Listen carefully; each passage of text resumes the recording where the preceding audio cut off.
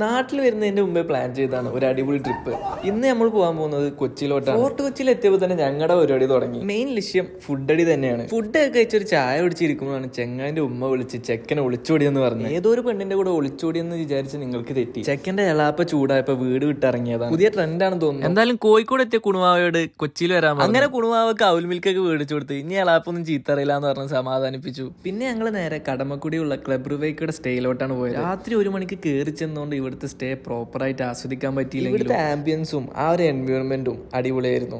എന്താണെങ്കിലും ഞങ്ങൾ കുറച്ചൊക്കെ എൻജോയ് ചെയ്ത് കടന്നുറങ്ങി. രാവിലെ 5:30 നീച്ച് ട്രിപ്പിലെ ഫസ്റ്റ് പരിപാടി ചെയ്യാനാണ്. ഇവിടെ അടിപൊളി സ്റ്റേ മാത്രമല്ല കയാക്കിങ്ങും ഇവർ ഓഫർ ചെയ്യുന്നുണ്ട്. രാവിലെ ആ സൺറൈസ് കണ്ട് കയാക്ക് ചെയ്യുന്നത് വേറൊരു വൈബ് തന്നെ ആയിരുന്നു.